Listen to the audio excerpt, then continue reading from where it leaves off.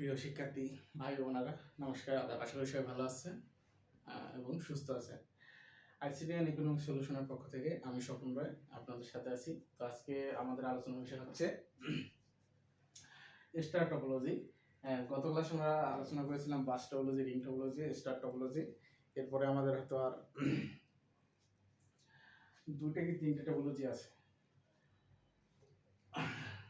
Mesh topology দুই তিনটে আছে। তো যাই হোক, আজকের আলোচনার বিষয় হচ্ছে স্টার টপোলজি।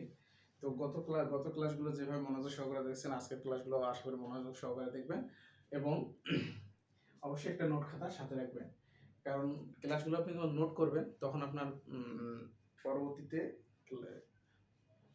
এই পড়াটা রিভিশন দিতে সুবিধা হবে। কিন্তু আপনি যদি নোট না করেন, বারবার ভিডিও দেখলে বিরক্ত লাগবে। তো আশা করি সবাই ক্লাসটা সুন্দরভাবে দেখবেন। আর অবশ্যই ক্লাসটা চলাকালীন বা ক্লাসটা দেখার সময় ক্লাসটা লাইক কমেন্ট শেয়ার করে দিবেন এবং ভিডিওগুলো যদি ভালো লেগে থাকে অবশ্যই আপনার ফ্রেন্ড সার্কেল যারা আছে, আমাদের ক্লাসগুলো যদি ভালো লেগে থাকে অবশ্যই আমাদের পেজে ইনভাইট করবেন। আর অনেকে আছেন ভিডিওগুলো দেখতেছেন কিন্তু লাইক কমেন্ট কিছুই করতেছেন না, তাদের উদ্দেশ্যে বলি, ভাই ফ্রি তো, আপনারা শুধু একটা লাইক কমেন্টই চেয়েছি, তো আর তো কিছু না। আপনার কাছে তো বলি নেই যে আমাদের ফ্রি ক্লাসগুলো দেখে আমার 10,000, 12,000, 5,000, 6,000, 1,000 টাকা দেন, এটা তো আর বলিনি। একটা লাইক কমেন্ট শেয়ার করে দিবেন অবশ্যই। কেন দিবেন? একটা লাইক কমেন্ট করলে বা একটা শেয়ার করলে আপনার মতো যারা আছে, যারা সর্বসময় একটু আইসিটিতে ভালো কিছু করতে চাইতেছে, যাদের আইসিটির প্রস্তুতিটা একেবারেই খারাপ, তারাও ভালো কিছু করতে পারবে। আমরা চাই আপনিও ভালো কিছু করেন, পাশাপাশি আপনার মতো যারা আছে তারাও ভালো কিছু করুন। এই জন্যই আপনাদের লাইক কমেন্ট শেয়ারগুলো করতে বলি। আর অবশ্যই যারা মানে আমাদের ফুল একটা প্রস্তুতি নিতে চান, আমরা একটা সুন্দর সাজেশন, আমাদের একটা সাজেশন আছে যেটা আমাদের পেড ব্যাচ, শুধু যারা পেড ব্যাচ তারাই পাবে, কারণ এগুলো বিক্রির জন্য নয়। যারা আমাদের পেড ব্যাচে ভর্তি হবে তাদেরকে আমরা ফ্রি এই সাজেশনগুলো প্রোভাইড করব। তো অবশ্যই যদি ভর্তি হতে চান অনলাইন ব্যাচে, আমাদের যে স্ক্রিনে দেওয়া হোয়াটসঅ্যাপ নাম্বার আছে এটার সাথে যোগাযোগ করবেন। তো চলুন কথা না বেরিয়ে আমরা আজকে ক্লাসে চলে যাই। আজকের আলোচনার বিষয় হচ্ছে স্টার টপোলজি। স্টার টপোলজিটা আসলে কি? স্টার টপোলজিটা হচ্ছে যে আকাশের যে তারা, আকাশের যে লক্ষ্য তারা, চাঁদ কিন্তু একটাই, যে আকাশের যে তারা বা স্টার, সেটা হচ্ছে যে আমাদের আজকের আলোচনার বিষয় স্টার টপোলজি। তো স্টার টপোলজিটা আসলে কি? এটা হচ্ছে যে একটা কেন্দ্রীয় হাব বা সুইচের সাথে নেটওয়ার্ক ভুক্ত কম্পিউটারগুলো সংযুক্ত থাকে। স্টার টপোলজিটা হচ্ছে যে একটা কেন্দ্রীয় হাব বা সুইচ থাকবে, যেটার সাথে আমাদের যে ডিভাইসগুলো থাকবে বা কম্পিউটারগুলো থাকবে সেগুলো হচ্ছে সংযুক্ত থাকবে। যেমন ধরেন এখানে একটা ডিভাইস, মনে করেন এটা হচ্ছে প্রধান ডিভাইস বা সেন্ট্রাল ডিভাইস, প্রধান ডিভাইস বা সেন্ট্রাল ডিভাইস। সেন্ট্রাল ডিভাইস বলতে কি, এটা হচ্ছে প্রধান ডিভাইস। এই প্রধান ডিভাইস বা ডেটা বা ডিভাইস বা সুইচ বা হাব যেটাই বলি না কেন, এখান থেকে যে কম্পিউটারগুলো তৈরি হয়েছে এটা কিন্তু এটার সাথে সংযুক্ত, সবগুলা নেটওয়ার্কই এটার সাথে সংযুক্ত, এই সেন্ট্রাল ডিভাইসের সাথে সংযুক্ত। এটাকে দেখতে কি স্টারের মতো লাগে না? স্টার দেখতে কি রকম? স্টার দেখতে এরকম না? মূলত এই স্টারটাই এটাকে বুঝাইছে, এই স্টারটাই আপনার আছে এটাকে বুঝাইছে যে স্টার, মূলত এটা আছে স্টার টপোলজি। এটা আছে স্টার টপোলজি, যে এটা মনে হয় যে ডিভাইসের প্রত্যেকটা একটা, আর এটা আছে সেন্ট্রাল অংশ, এটা হচ্ছে আমাদের সেন্ট্রাল অংশ, এই জন্য এটাকে বলা হয়েছে স্টার ডিভাইস। এটা যদি একটি কম্পিউটার নষ্ট হয়ে যায়, মনে করেন যে আমার এটা হচ্ছে ডিভাইস নাম্বার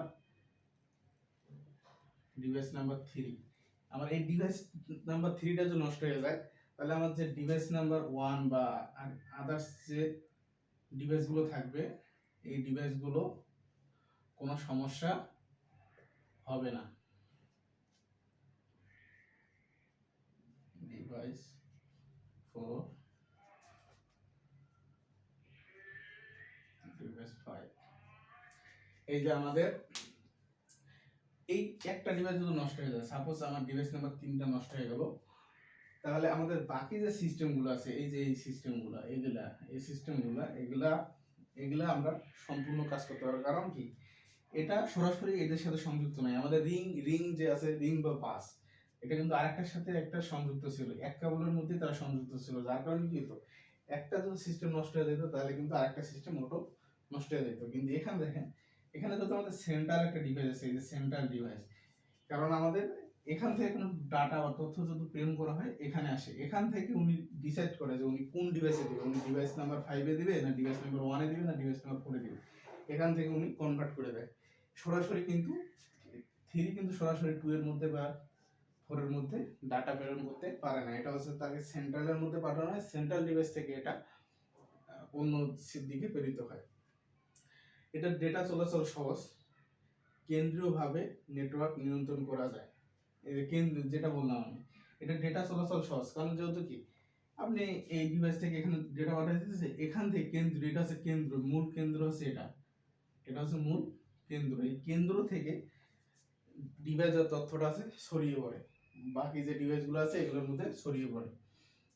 নেটওয়ার্ক ত্রুটি নিরূপণ সহজ, মানে নেটওয়ার্ক ত্রুটি নিরূপণ সহজ। সাপোজ মনে করেন যে আমার ডিভাইস নাম্বার 5 এর সমস্যা হয়েছে, যেহেতু আমার এগুলো সমস্যা হয় নাই, এই নেটওয়ার্কটা আমার ঠিক করতে সহজ হয়ে যাবে। কারণ কি আমি শুধু এইটা ঠিক করতেছি, কারণ বাকিগুলো আমার সব ওকে আছে, এগুলো আমাদের কাজ চলতেছে। কারণ কি যেহেতু সেন্ট্রাল ডিভাইস আছে, আমি এটার সাথে যে কানেক্ট আছে কানেক্টটা অফ করে দিয়ে এখানে যদি আমি কাজ ঠিক করে দিই তাহলে হয়ে গেল। আর বাকি যে ডিভাইস আছে তারা তো সেন্ট্রাল ডিভাইসের সাথে কানেক্ট আছে, তারা কাজ করতে পারবে অনায়াসে। তাহলে এখানে বলছে কি যে একটিমাত্র কেন্দ্রীয় হাব বা সুইচ থাকবে যার সাথে নেটওয়ার্কভুক্ত কম্পিউটারগুলো সংযুক্ত থাকে। তারপর আছে কি এটি একটি কম্পিউটার যদি নষ্ট হয়, একটি কম্পিউটার নষ্ট হলেও সিস্টেমের কোনো সমস্যা হয় না, একটি কম্পিউটার নষ্ট হলেও সিস্টেমের কোনো সমস্যা হয় না। ডেটা চলাচল সহজ, কিন্তু কেন্দ্রীয়ভাবে নেটওয়ার্ক নিয়ন্ত্রণ করা যায়। ডেটা চলাচল সহজ কেন? এটা ডেটা চলাচল সহজ এই কারণে যে এটা কেন্দ্র থেকে এটাকে মানে নিয়ন্ত্রণ করা যায়। এটা নিয়ন্ত্রণের একটা জায়গা আছে, এই নিয়ন্ত্রণের জায়গা আছে দেখি, এটা হচ্ছে যে সহজ।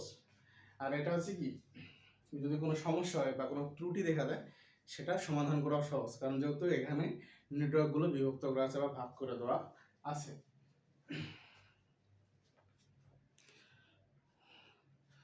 তো প্রিয় শিক্ষার্থী ভাই বোনেরা, স্টার টপোলজি আশা করে বুঝতে পারছেন। স্টার টপোলজিটা আসলে অনেক সুন্দর ভাবে উপস্থাপন যদি আপনি করতে পারেন, মানে এই যে নেটওয়ার্ক টপোলজি, আপনারা প্রথম যে আমি বাস টপোলজির যে প্রশ্নের থিম দিয়েছি, এই নেটওয়ার্ক টপোলজির যতগুলো থিম আছে এই সবগুলো থিম সেম। আপনার প্রশ্ন এই ধরনেরই আসবে, ঘুরে পেঁচে এইগুলোই প্রশ্ন আসবে ঘুরে পেঁচে। বা আপনার মনে করেন যে উদ্দীপকে দিল কি এই যে তথ্যগুলো আছে না, এই তথ্যগুলো দিয়ে একটা উদ্দীপক দিল, মনে করেন উদ্দীপক নাম্বার ক দিল, দিয়ে কইল যে একটি টপোলজি, এখানে বলবে কোনো টপোলজি না, এখানে জাস্ট বলবে একটি টপোলজি যেখানে একটি কেন্দ্রীয় হাব এবং সুইচ থাকবে, যেখানে কম্পিউটারগুলো একই নেটওয়ার্কে সংযুক্ত থাকবে, যেটা কোনো একটি কম্পিউটার নষ্ট হয়ে গেলে সিস্টেমের কোনো সমস্যা হবে না, যেটা ডেটা চলাচল সহজ এবং কেন্দ্রীয়ভাবে নেটওয়ার্ক নিয়ন্ত্রণ করে। তাহলে উক্ত তথ্য অনুযায়ী পাঠ্য বইয়ের কোন টপোলজি বা কোন নেটওয়ার্ক টপোলজিটা নির্দেশ করে, তখন আপনাদের বলতে হবে সেটা চিত্রের সাহায্যে প্রমাণ করো বা চিত্রের সাহায্যে প্রকাশ করো। তখন আপনাদের এই স্টার টপোলজিটা দিতে হবে।